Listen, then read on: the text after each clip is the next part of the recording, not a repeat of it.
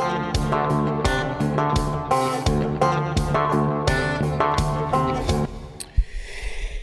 is Monday. Welcome to another episode of the Chad Prather Show. I'm sitting here in the dark because the lights went out in here. So I moved over to the couch. It's very romantic. It's very, very romantic in here. Yeah, I'm in the hot seat. Well, let's talk about the shooting on Saturday. I've tried to,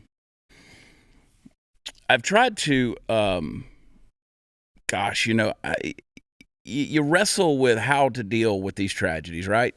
How do you talk about them? How do you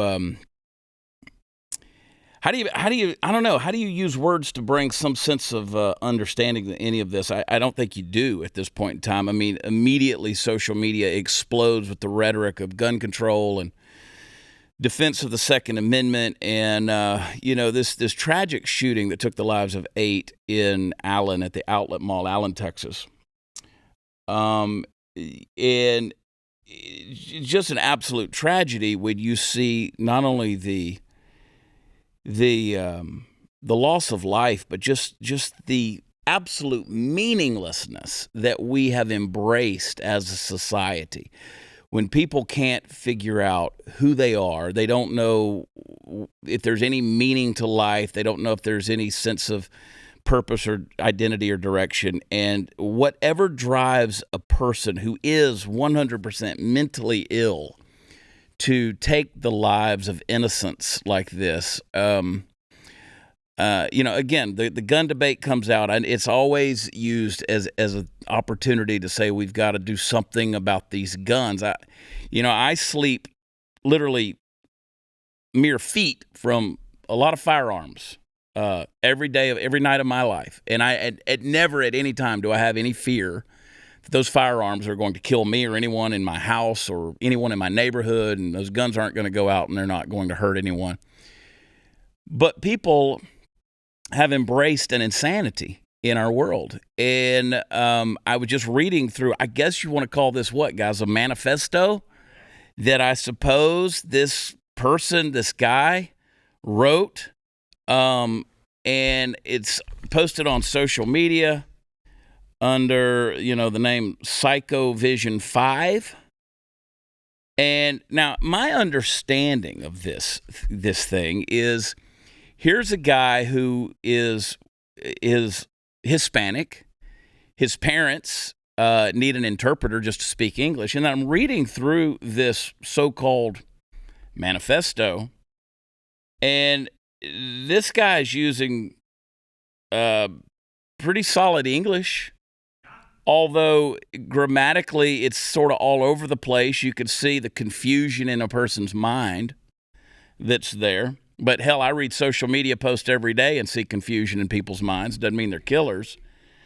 But the tenuousness of life forces to be this way and to play into the moral banality of it as normies do is kind of gay to me. It's funny how pomp and circumstance to murder reaction has become this forced solemn church moment we all are forced to affect around in public in order to feel normal, when the reality is I just know a lot of people are just like me and want to revel in the schadenfreude. The media proves it, and they will never miss an opportunity to cover the event and cater the coverage exactly for sick like me, because the heart of the matter is we all know it's just a spectacle at this point, and the spectacle and the killer are far more interesting than the boring Fs who are killed. There's always humor in darkness. Then he goes on and talks about the Nashville shooting, and talks about how this tranny that still had a vagina did a good job, so to speak. And I'm paraphrasing a little bit, considering the mission at hand.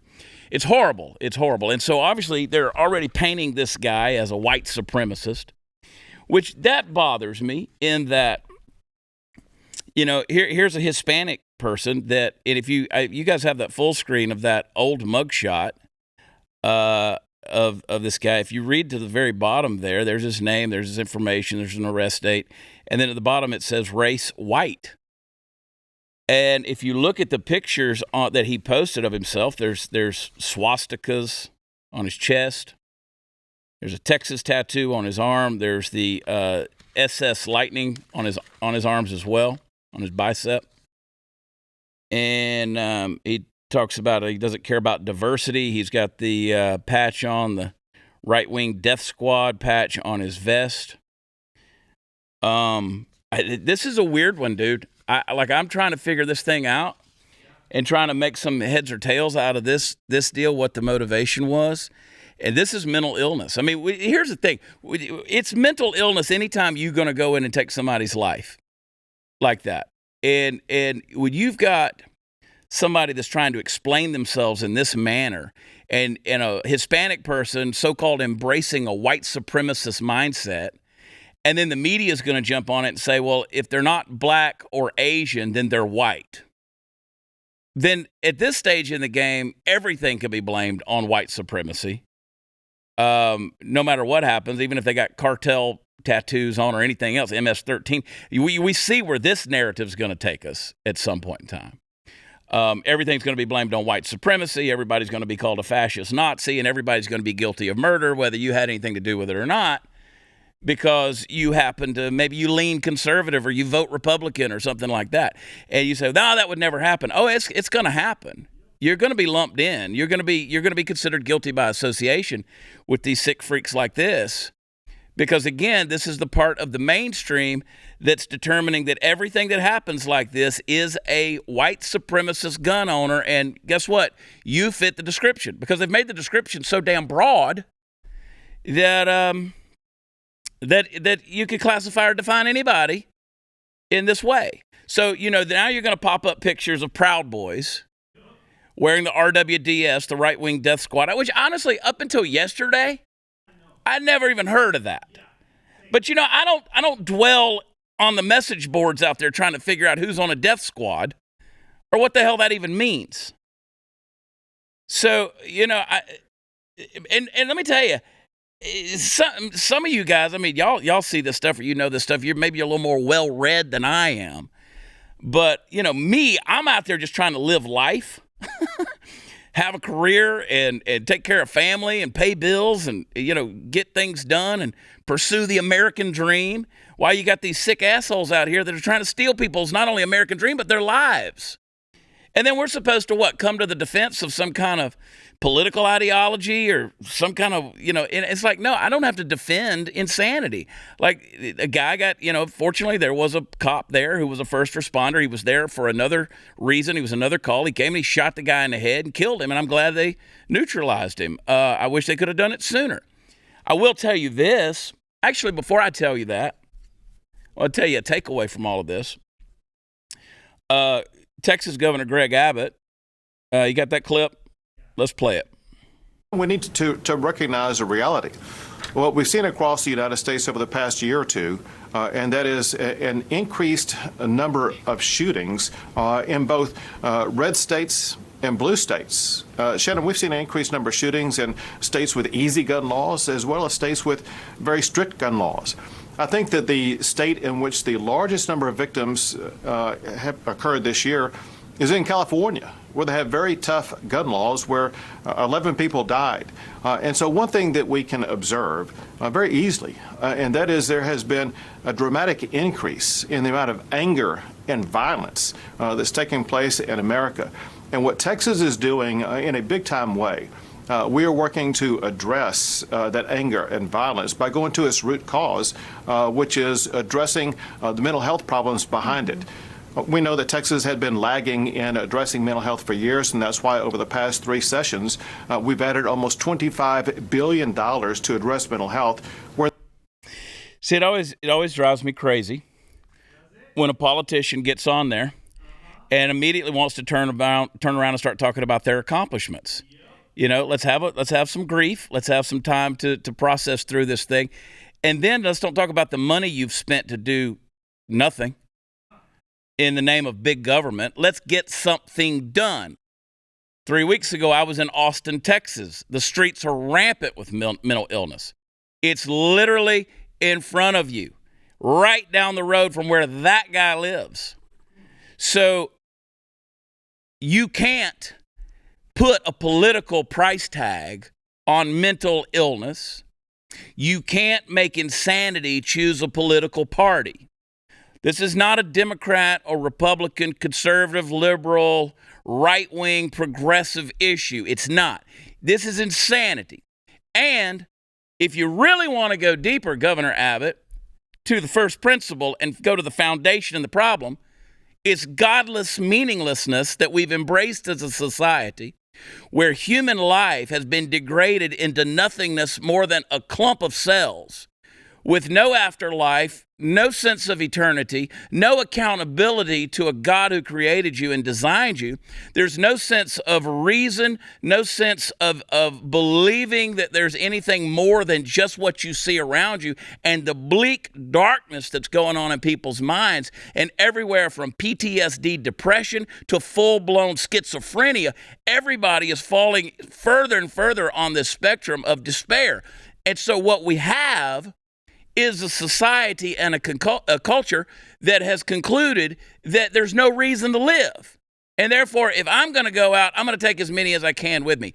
It's not a gun issue. It's not an accessibility to gun issue. So here's the thing. Let's get on the other side of the argument. You're not going to take everybody in America's guns away. Not going to happen. It's not going to happen. You're also not going to repeal the Second Amendment. Not going to happen. It's just not going to happen. You have to understand that until we can come together and truly make the solution a reality, and that is deal with this mental illness and get out here and truly provide help for people that need it. We're living in an insane world. These things are going to keep happening. So here's my takeaway. You know how we just proved a point with Bud Light? All right? It's time to prove a point with every business in America. I'm not going to gun-free zones. I'm not going to a place where I can't protect myself. I'm not going to go someplace where I can't actively engage my Second Amendment right if that opportunity comes along. I'm not going to live in a state or a city that's going to punish me for defending myself. I'm not going to do a show in a venue that doesn't have armed security. I'm not going to do that. I'm not going to make you as an audience subject to that.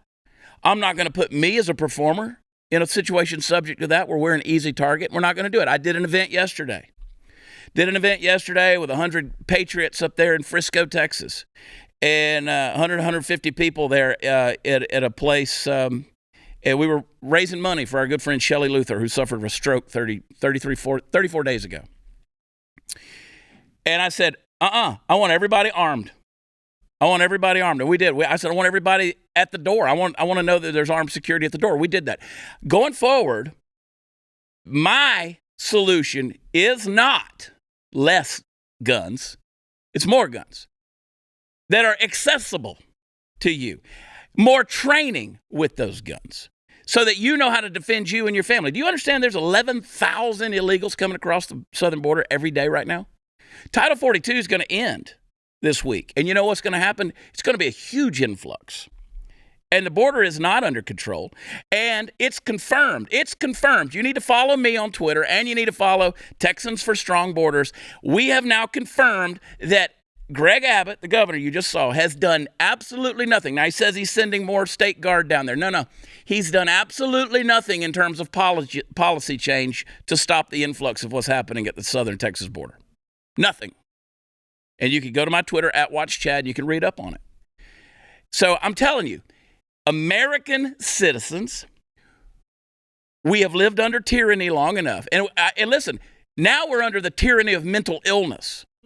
We've had the tyranny of judicial, educational, medical, corporate, list them off. Big government, state, and federal. Now we're under the tyranny of mental illness. We're worshiping minorities, and we're worshiping the trans community, the LGBT, whatever community. Why? Because we have to check with them first before we even say anything. That's idolatry. If I got to check with anything except for God before I say something, that's putting that thing above God. If my conscience won't allow me to speak until I check with a certain community, then that means I'm worshiping that community. No, we're not going to worship mental illness anymore. We can't. We can't afford to. We can't afford to keep seeing these damn headlines pop up week after week where innocent people, men, women, and children going about their daily lives, living in a free America, are gunned down because we have succumbed to mental illness and bowed down to it and said it's going to control our lives. No more. You want to do something about it? That's what you do. You say no more. You live your life constitutionally. You live your life with liberties and freedoms. You have the ability to speak, and you don't have to check with anybody before you say it. And you have the right to defend yourself. So don't go anywhere that tries to take those rights away. How about that? How about that? And these businesses and these big governments that are putting these posters on the wall that says this is a gun-free zone? No. You don't get our business. You don't get our business. We're not coming to you. We're not going to go to your movie theaters. We're not going to shop in your stores. We're not going to drink in your bars. We're not going to do those things. I'll stay home. I mean, my God, at least at this point in time, I can get groceries delivered. I don't have to go anywhere if I don't want to, and neither do you. Keep your head on a swivel, folks, but by God, stop living with your rights being trampled on. All right. Look. You did the tough thing during COVID. You paid your people. You pulled your business through the pandemic. And now doing the tough thing could qualify you for up to $26,000 per employee at covidtaxrelief.org. Now, government funds are available to reward companies with 2 or more employees who stayed open during COVID. Now, it's not a loan, and you don't have to pay it back. The program, it's complicated, but nobody knows more about it than the CPAs and tax experts at covidtaxrelief.org. You pay nothing up front, they do all the work, and they just share a percentage of the cash they get you. So businesses of all types, including nonprofits and churches, can qualify, including those who took PPP loans, even if you had an increase in sales. Now, you did the tough thing for your employees during COVID. Let covidtaxrelief.org help you and get you up to $26,000 per employee. Visit covidtaxrelief.org. That's covidtaxrelief.org. We'll be right back.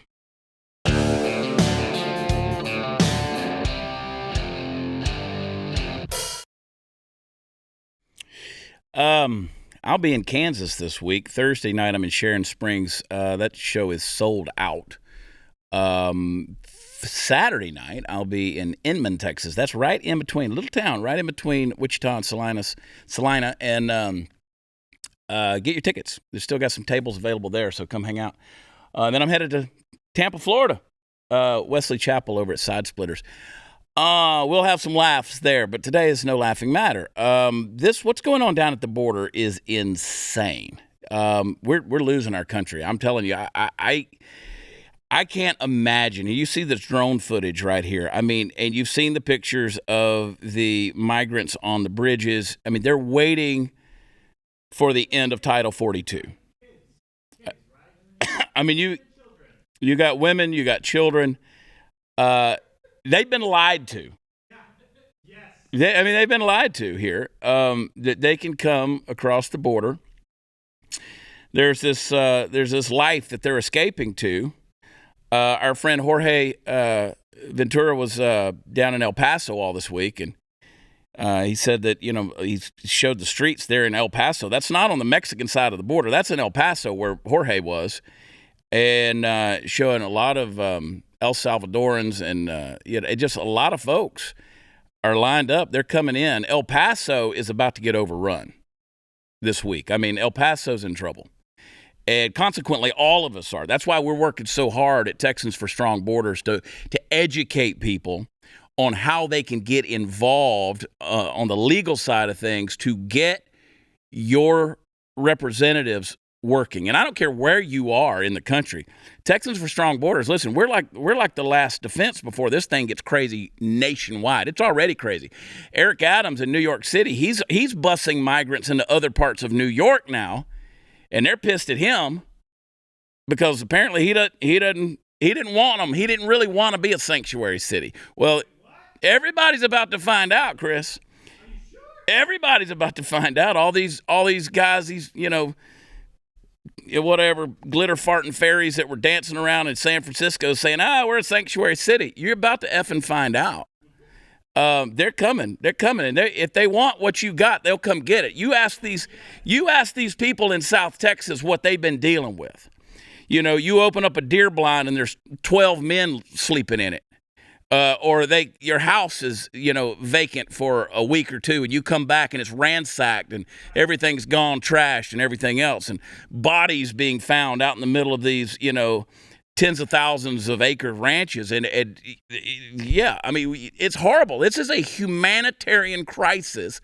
And now it's coming to your door because they're not going to play by your rules. They have no intention of coming in and assimilating to American culture, embracing constitutional values. They don't want to obey your law. They're coming to get, because here's the deal. If they can't get what they need, they're just going to come get what you got. And you say, oh, no, I'm sure everybody standing in that line is just well-intentioned and 100% a good human being. We've proven that by and large people, I don't care if you're from, where you're from, people are assholes. And there's a bunch of them in that line, too. The difference is you're an American asshole. Those are El Salvadoran assholes that are coming, and they don't care about your American values. They have no intention of assimilating to that. They're not going to do that. And that's just not the way it's going to work, because people get desperate. See, that's what I'm trying to tell you. People come in, they can't get what they were lied to, right? They were lied to. They were promised something. They were told there was an open border, and there's this promised land once they get across the river. But it's not. And so desperate people do crazy things. So you're going to start seeing more and more craziness that's going to happen. So, yeah, I think I will hold on to my Second Amendment. And I wish no violence on anybody.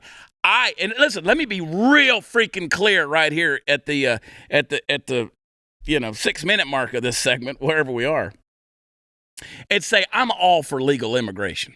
I'm all for it. You want to come here and make a better life for yourself, for your family? Do we need a better immigration system? Hell yeah, of course we do. Absolutely. That's another thing that needs to be reformed. But you want to come here, you want to migrate here, and I know tons of people who have. God bless you, man. I will welcome you with open arms. You want to come in here and embrace an American way of life, American way of thinking? You want to assimilate? You want to grow as an American and chase that dream? I'm all for it. I will welcome you. I will kiss you on both cheeks and hug you, help you any way I can. But coming in like this, this is about to be desperate, folks. And you're about to see, unfortunately, what weak leadership accomplishes. Times are going to get hard, because if you don't have a border, you don't have a nation. And you call me whatever the hell you want to label me as. I'm just telling you that just like insanity doesn't choose a political party, guess what? Ruthless men that are desperate, they don't give a shit who you voted for either. So it's coming to your neighborhood. Now, Alejandro Mayorkas, he says they're ready for the end of Title 42. Play that clip. We've been preparing for well over a year. It was in September of 2021 when we first developed a 6-pillar plan to address the end of Title 42. We updated that throughout the calendar year 2022. So we've been preparing for quite some time, and we are ready. What we are expecting is indeed a surge. And what we are doing is planning for different levels of a surge. That is what we do. Yeah, I'm sure. You've never cared about it till now. You haven't done anything about it in the 2.5 years Joe Biden's been president. You've served in that capacity. Haven't done a damn thing about it. But now that there's a surge, you're so-called preparing for it. But forgive me if I just believe that your words are going to fall on deaf ears here. Because you haven't cared about the border. I don't believe you care about it now. But then he goes on and says, well, it's going to take a while to secure the border. You don't believe me? Play the clip. How rough will the next few weeks be? Margaret, we've been preparing for this for more than a year and a half. You are correct. And it is indeed a regional challenge, and it requires a regional response, which is why we are working so closely with many countries to the south. It's going to take our plan a while to really take hold, for people to understand that they can access lawful, safe, orderly pathways before they reach the border. I'm speechless. and I'm virtually never speechless, that you've been preparing for this for a year and a half, for a sea of humanity to bombard the southern border of the United States, people who are coming with literally nothing. I'm going to tell you something that I've told you guys on this show over and over and over again. I don't know if you're listening to me. I don't know if you're hearing me when I tell you this. Milton Friedman, the great economist, he said you can have one of two things. You can either have a welfare state or an open border. You can't have both. Our system is broke. They're already talking about defaulting, America defaulting on a global scale. We're already talking about the weakening, if not the annihilation of the American dollar. And we're talking about throwing open the borders, to use his word, a surge to humanity. People are coming with nothing. To do what? Be a further burden on this so-called socialist welfare state that we think is just this never-ending supply of things to just, we've already had 6.5 million people cross the southern border this year alone, illegally.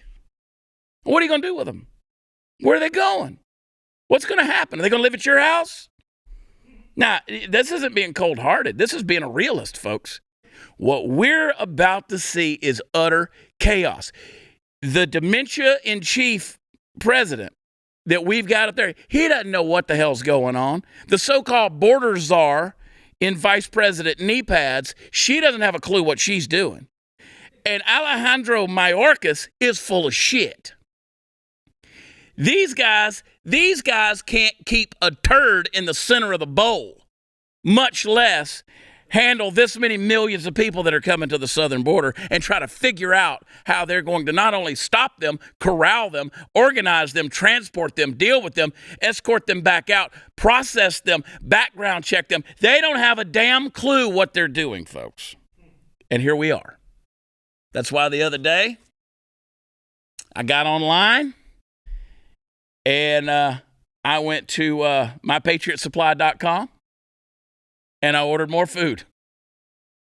And I want to encourage you to do the same thing. We're living in a crazy world. You do not know what's coming, but you are about to experience a very real possibility of a prolonged food shortage. Because listen, you think the Safeway and the H-E-B and the food line's going to have everything on the shelf when all this stuff hits?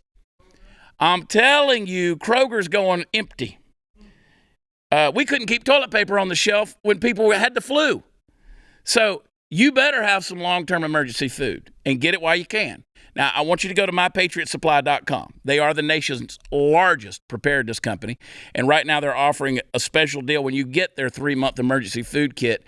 Listen, they'll give you a bonus package of crucial survival gear that's worth over $200 for free. Now, the 3-month emergency food kit, it's got everything you need, everything your family member needs. You need a kit for every member of the family.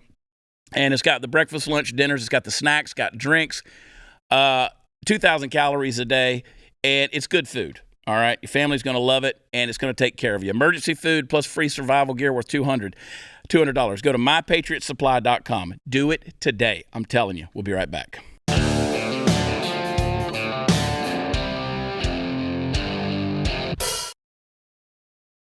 Hey, guys, welcome back. Joining us on the program once again, an old friend, not only of the program, but has become my favorite author and just one of my favorite human beings, Jack Carr. Jack, how are you doing, man? Oh, man, thank you so much. I really appreciate that. And look at that lighting in there. You are looking good, getting me in the mood. Man. I may just stay over here on this deal. I don't know, man. It's looking good. A little fireside chat. Do the show from home now or what? A man could dream. The new book that is coming out, Only the Dead. Let me get in the scene there in the shot. Only the Dead. It's a good boy. This is a thick book, Jack. How are you? How, dude? Are you getting all these words out? Man, so this is my sixth one, so I figured by now I kind of have an idea of how long they're going to be, and so I do my one-page executive summary. I turn that into the outline, and I figured, it'll be about 115,000 words, maybe 120, and then I blew past those, and I went into 125, 130, 135. This one's creeping up on 139,000 words, so the longest to date, and that's just how long the story took. Also the most brutal to date. And for those who have read the other novels, that is certainly saying something. But I didn't start off to make it the longest, and I didn't start off to make it the most brutal. But for those of you that are looking, you can also use this thing as a doorstop or a blunt impact weapon right here. So if you don't read it, it does have some use as well. It does have some utility to it. But yeah, it's pretty brutal. And that's just what the story took. And the length also what the story took. And, people are trusting me with their time, whether they're reading this book or they're reading a blog post or they're following me on social media or listening to the podcast. That's time they're never going to get back. So that's something I take extremely seriously. And luckily, my deadlines with Simon & Schuster are a little on the soft side, which is nice. So I don't mind pushing those deadlines if I had to, because everything has to go into that story. All my heart and soul has to go in that story. It's going to take as long as it takes, and it's going to be as long as it takes to make that story the best that it can possibly be. And so in this case, that was 139,000 words. You're turning into Herman Melville, dude. I'm telling you, with the success of the Terminal List television show, and Chris Pratt brings that character of James Reese out so eloquently on film. And now that you are a 5-time best-selling author, and this will be 6. It's got to be, when you call your publishers on the phone, I would think that it's a lot of yes sir, Mr. Carr at this point. Not really. I mean, they leave me alone for the most part and let me write, let me create. There's never any direction, which I didn't know going into this because it was my first foray into publishing was with my first novel, The Terminal List. And I kind of wondered, hey, is someone at Simon & Schuster going to say like, hey, you think you should go in this direction here? Or what do you think about this? This is what's selling. Or do you think you're alienating people by putting this gun stuff in there or whatever it is?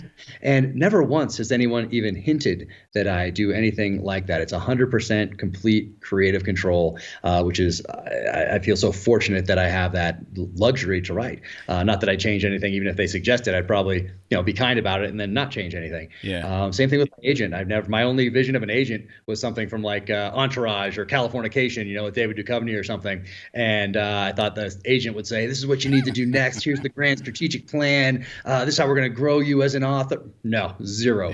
There has never been any of that. And I love that because then also I can't say, oh, geez, I listened to my agent. I listened to my publisher. I listened to my editor. It didn't work. So there's no blame. Only blame here if it doesn't work, which I love. Of that. And then the screenwriting side of the house is totally different. That's collaborative, a lot of people, not just in the writer's room and with your group of executive producers and creatives, but then it goes up the executive chain and then comes back with notes there. So that's a completely different animal. And I love being able to have more than a foot in both worlds, to be all in both of those worlds because they're so completely different, but they're both creative ways to tell stories, one visually, obviously, and one on the page.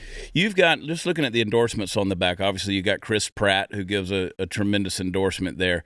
Lee Child is a great. Mark Greaney, who I've fallen in love with his writing as well. I've read, I guess, all of the Gray Man series now.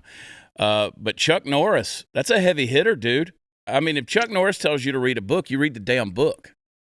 Yep, I just sent him this book last night. Just signed his copy and sent it his way. So just got that in the mail, which is fantastic. I was actually going to see him here in Texas this coming weekend, but it's book tour. I'm already booked to be on tour, so it just didn't work out. Unfortunately, he has a fundraiser for his foundation, so I was going to link up him there, but it just didn't work out. But yeah, to grow up in the 80s and then have Chuck Norris endorse the book like that, and to be even aware of it, and to run into him at SHOT Show and him to recognize and say hi and give hugs and all that stuff, like that's a big deal for me. So anyway, Chuck's amazing. He's just an awesome guy. As a retired Navy SEAL, I mean, obviously a subject matter expert on the topics that you're writing about. How much of this James Reese character is you? How much of it is Jack Carr coming out? Oh, and another question on that, answer this. Are you still having to submit stuff to the Department of Defense before things get published, or are you past that phase? I'm past that. I did it for the first 3 novels just because it was so close to me being in. And then that 4th one, The Devil's Hand, I really went deep down the rabbit hole into bioweapons research, what the government calls biodefense research. Yeah. So I went deep down the rabbit hole and had no touch points with that side of defense during my time in the military. So I didn't want the government to be redacting things that I learned just the way an investigative journalist would do it, which is through interviews, through reading journals, through reading magazine articles, kind of putting the pieces together. Because when you research something like that, very similar to the way I researched artificial intelligence and quantum computing in my last novel, In the Blood, just because they're nervous about something doesn't give them the right to take it out, especially if I didn't learn it in the military. So I did have people call me on both of those and say that I got pretty dang close. So I'd be shocked if the facility I describe in The Devil's Hand and then the quantum computer that I describe in my last novel, those 2 things aren't exactly pretty close to being anyway as I describe them. So no, I don't submit them anymore. Thank goodness. But getting back to James Reese, so he's a better shot than I am. He's in better shape, certainly better shape than I am right now. So he does everything just a little bit better than I do tactically, but we think the same way, I would say. A lot of his views are my views. A lot of the things he thinks about are things that I think about.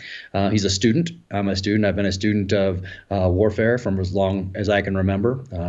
That's what I owed to the people I was going to go downrange with, do it better, be the better operator today than I was yesterday, be a better leader today than I was yesterday. Same thing I think with writing. I want to be a better author today than I was yesterday. I want every sentence to get better. I want to move the genre forward, even if it's by just a degree every time I do this. I want to be a better husband, a better father every day. So I want to take the lessons of the past and apply them going forward as wisdom. Hopefully that's what we're all doing. And that's what James Reese is doing on his journey. He's a student of warfare and he has that practical application, as do I, from Iraq and Afghanistan from my time in the SEAL teams. And he's applying those lessons to a problem set and usually solving them in a very aggressive, creative, and violent manner, which is also a very therapeutic way to write because our senior level elected representatives and military leaders are giving me a lot to work with these days through their incompetence. So very therapeutic. Yeah, that's a long, eloquent way of Jack Carr saying in his mind, subconsciously, he dreams of burying tomahawks in people's skulls. I like that. Much more healthy way to do it. I mean, James Reese gets to handle things in the pages of this novel in a way that I think a lot of us would like to, but we'd end up on death row if we actually did. So I hear you. I'll keep it to exploring these themes in the pages of these thrillers. Yeah. Well, Jack, I always appreciate your time, and I'd be remiss if I didn't remind everybody. You know, summertime's coming, so it's time to get this on your summer reading list. But if you haven't started, get with that Terminal List series, and every book is a standalone novel, which is impressive and a great way to approach these books at any stage in the game. So good job, man. I appreciate all of this stuff. You're doing a heck of a job. Oh, thank you so much. Get shot out of a cannon every morning and it's go, go, go all day long. But I love every part of this process. I love writing these novels, love working on the screenplays, love the nonfiction work that I'm doing. It's coming up here in a year and a half. And it's just extremely fortunate that the character is resonating with people enough that it allows me to do this. And I feel sincerely appreciated. So thank you so much from the beginning. Thank you for being along this journey with me from the get-go. So that's sincerely appreciated. Well, as long as you'll write books and are willing to talk about them, we'll have you on here, man. The book is Only the Dead. It's the 6th in the James Reese series. Jack Carr is the author. Check it out. Get it where books are sold. Jack, thanks so much, buddy. Take care, brother. I love you. Appreciate you, man. Take care. All right, bye. All right, guys, I want to tell you about the Ghost Sleeve from Refuge Privacy. It is your phone is a tracking device, let's face it, okay, even when you turn it off. And if you're at all concerned about the big tech's invasive data tracking capabilities, like how they can know your precise location whenever they feel like it, if you got security concerns or you have stalkers or if you're concerned with things like EMPs, wouldn't it be nice to know that you could protect your phone with something that keeps everything and everybody out whenever you don't want them in there? The Ghost Sleeve from Refuge Privacy does exactly that.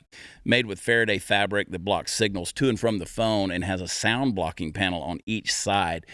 so that your private conversations are yours. They're not anyone else's. It's the only Faraday sleeve that blocks both signal and sound, and it's made with in America with American buffalo leather, and each sleeve has an easy open and close airtight seal, and it uses premium Faraday fabric that blocks even high-frequency 5G signals that other sleeves don't. So it'll give you peace of mind, and it could save your life. So visit refugeprivacy.com today. Use promo code CHAD. I spell it Chad. Save 10% off your order. That's refugeprivacy.com. Promo code Chad for 10% off. We'll be right back.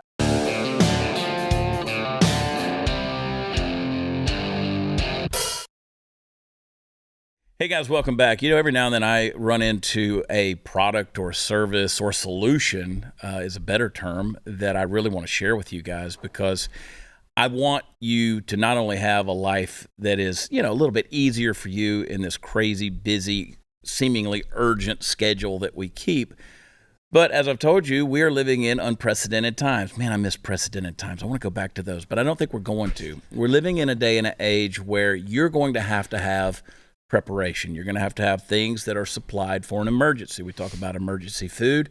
We talk about emergency gear, but what about emergency medicine? I'm a guy who's on medication every single day of his life. I've come to depend on it. It's an unfortunate scenario in reality, but it's the truth. What happens in case of an emergency and that happens to you and you can't get your hands on your medicine? I want to introduce you to a company that I'm just impressed by, Jace Medical. Dr. Sean Rowland is with us. Welcome to the show. How are you, man? Oh, I'm doing good. Thank you. Tell me about this company. Tell me about this service you guys have put together. Well, I mean, you introed it great. The idea that people are out there depending on medications every day, or maybe you're out there, you get sick and you need to take some antibiotics.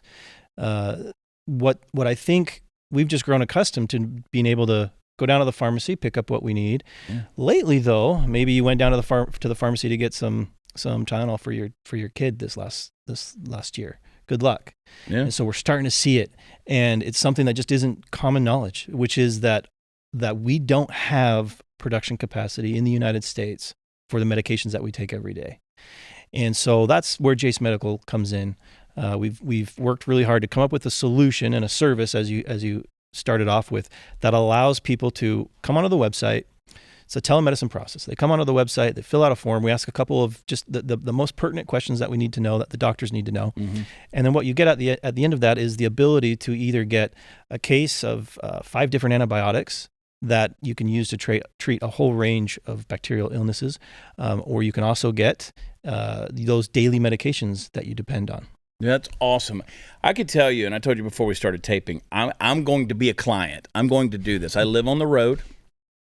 I'm constantly on the go. I think in the month of February and March, I think I slept in my own bed at home 3 nights in those 2 months. So I'm always on the go, constantly calling my doctor saying, hey, I ran out of blood pressure medicine, or I need a Z-Pack or something like that because I've got this thing going on.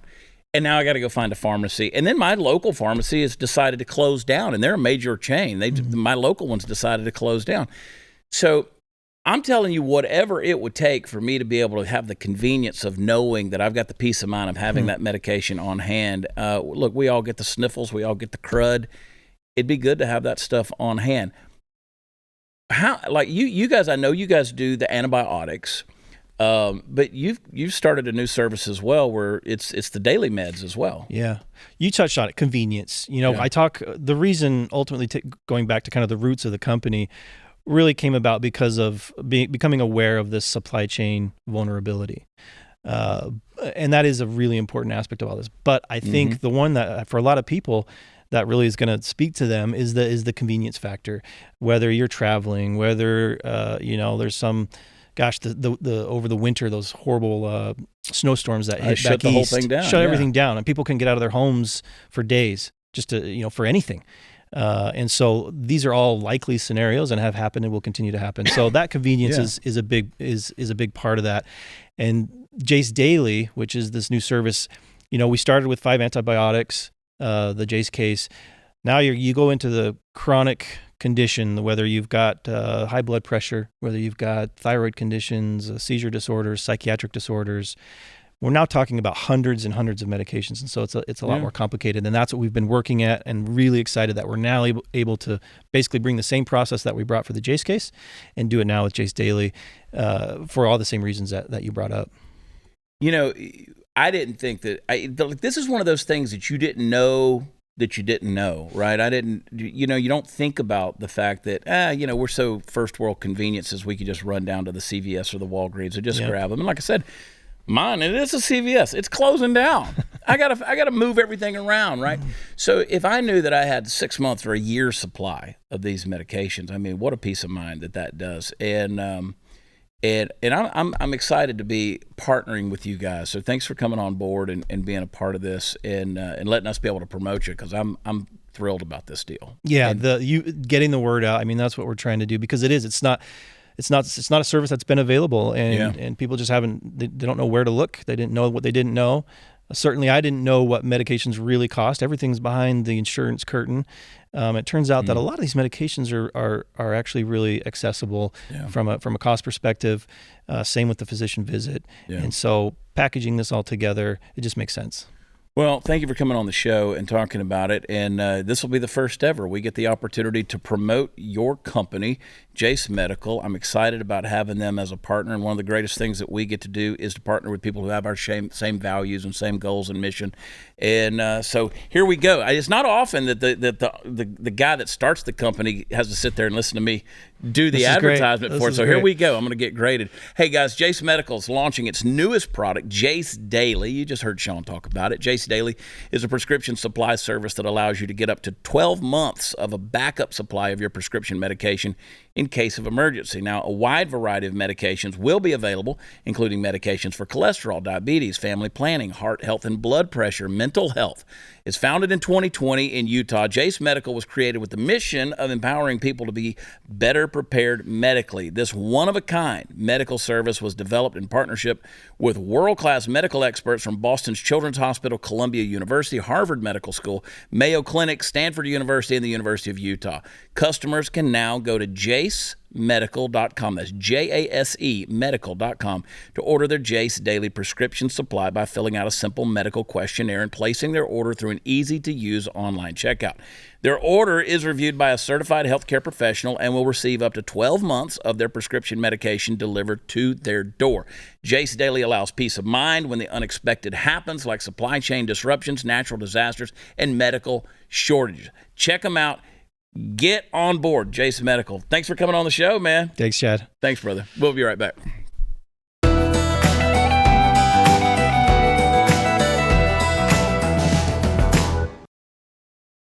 Hey, guys, I want to remind you, head over to chadpratherlive.com. Come see me in Kansas. Come see me in Florida. Got some stuff coming up, all over the country. The Small Town 2023 tour.